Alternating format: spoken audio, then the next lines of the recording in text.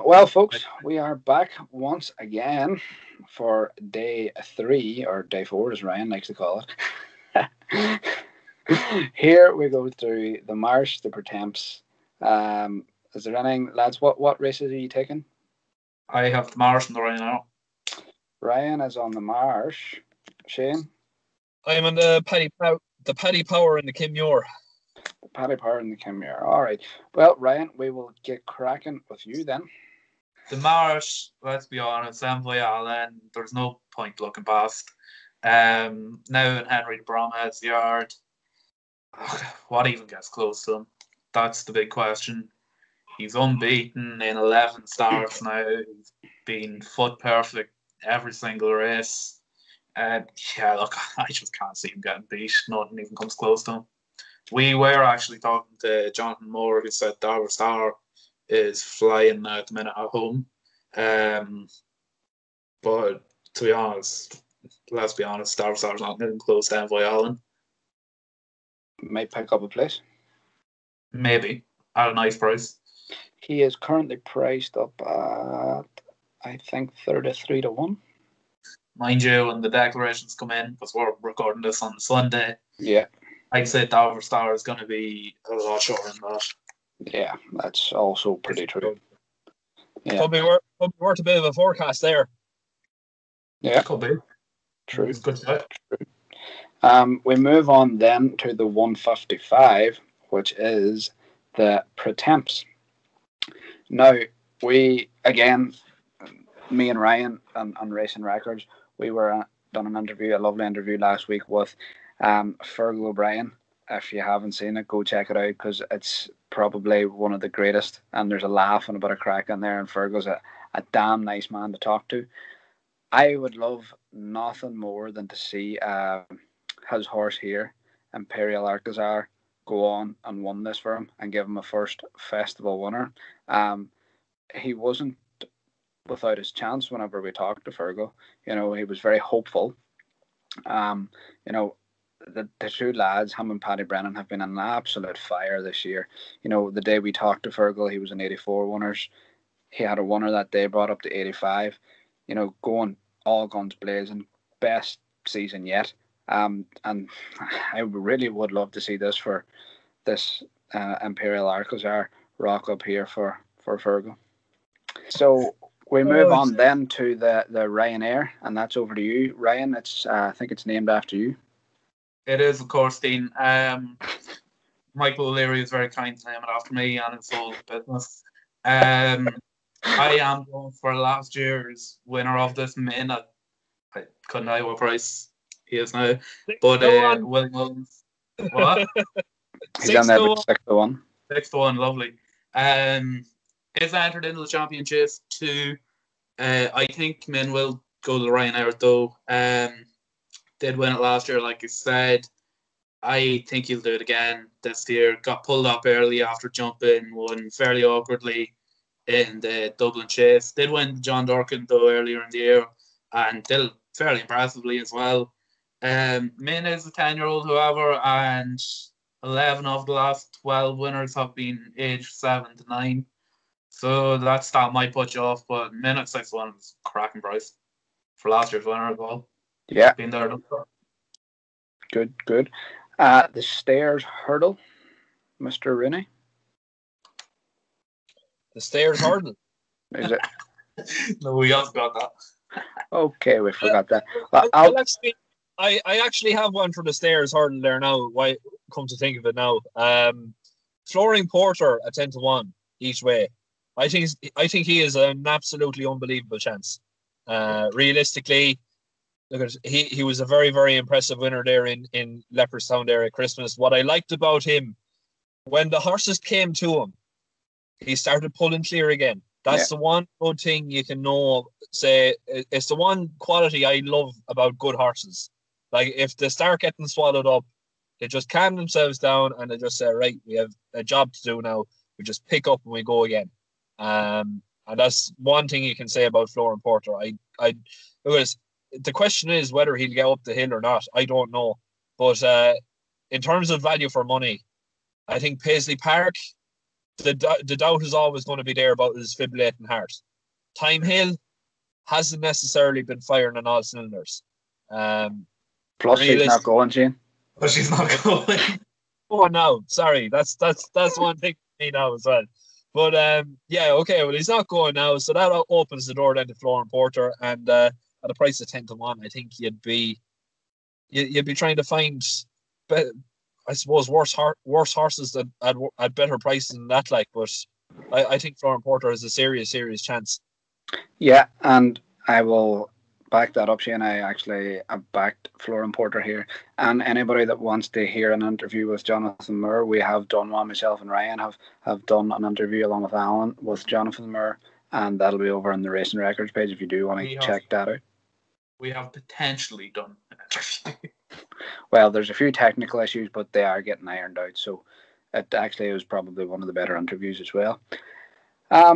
Right, moving on now to the Paripart plate handicap chase, and Mr. Rooney, you have one here. I do, and this was supposed to be my first one, but it's going to be my second one now. I'm going to be going with Emmett Mullen's charge here, the shunter at 9-1. I think he's got an absolutely savage chance. Emmett, as most of you know, is a very, very shrewd man at placing horses. He knows all about handicapping horses. He knows when they're going right, when they're going wrong. You can be guaranteed that Emmett Mullins has this horse in prime fit condition here now coming to Cheltenham. 9-1 at an each way price. He's definitely well worth snapping up. I definitely think he's going to be in the top 3 or top 4, whatever places they're paying. Coming in here at 10-9 on his back, if I'm not mistaken. He's definitely less than 11 stone anyway. I'm not 100% sure on the pound side of things, but definitely 10-9, 10-10. That's as close, I think, to bottom weight as the race is. So realistically, like, he is coming in here at featherweight, and it should take plenty of stopping, considering that Emmett's strike rate for going over to England as well is very, very impressive, lads. Yeah, and then we move on then to the Mayor's Novices Hurdle. Shane, you also have a pick here? I don't. I have a pick in the Kim Muir. I think we're all in agreement that Sky Ace is probably going to be thereabouts in the Mayor's Novices Hurdle. Yeah, I think we're all fairly in agreement. Yeah, I would definitely touch on that race there. Like, you know, I think the thing about this race is everybody has overlooked Sky Ace in the last couple of runs. And there's one thing that you cannot do is overlook this horse here in this race. Because Shark Hanlon knows the time of day. Jody McGarvey, there's nothing more that I would love to see a winner for Jody at Cheltenham. As I've ran into Jody quite a few times. Really, really good guy. The other one there could be potentially well handicapped as well is Sky Ace in there around 10-1. Glenn's Vantrum is another one I would give a shout out to, because I think she's potentially very well handicapped, and it wouldn't be like a McManus one to rock up pretty well handicapped here. So those are the two I would be pinning my collar down now. And as I say, like, I know, Shane, you get on well with Cahill and the lads that own Sky Ace, like, you know, and if they do end up watching this, lads, all the best. Do take it home, like, you know. I'm sure that mare's going there and with a fighting chance. I've seen a couple of videos that the lads have been posting on Twitter and that, like, doing work. Like, this, there's nothing, like, I don't think any of the three of us will want anything other than a Sky Ace win on this race, just for the story that's behind it, you know. So, lads, if you start watching on, best of luck. I hope she comes up that hill in front. Give yourselves and Jody a nice one. So then we move on then to the Kim Muir. Shane? Yes, well, I actually forgot about the Sky Ace running in the Mayor's Novice, and I just want to go back on that point there now just for 2 minutes. I suppose I didn't get a chance to do it, but like, I've been in contact with Cahill since I wrote that article at the start of the jump season, when I picked out Sky Ace as one to potentially follow for the year. And if you did, you'd have been fairly happy with yourselves. 66-1 winner, 28-1 winner. I think it was a 16-1 winner in Punchestown as well. So realistically, like the money that she's won has definitely paid for her whole career in racing. There's no doubt about it. Like, I think she's won €109,000 in prize money for a horse that cost €600 there last Christmas. Like, it's unbelievable. But like, I've been in contact, like I said, with Cahill there since then. And I have to say, I've never met a nicer man in racing than Cahill. Like, he's always been very, very good to me. He's tried to give me as many opportunities as I possibly can. And hopefully, look, at down the line, we might cross paths someday. But definitely, look, I want to wish them the very, very best of luck. I'll be absolutely roaring the house down for Sky Ace coming up that hill. But going on to the Kim Muir, yeah, no, in fairness now to John, he was very honest and he was very open to his chances. He thought Go Another One was very well handicapped in here. Currently priced in around 33-1.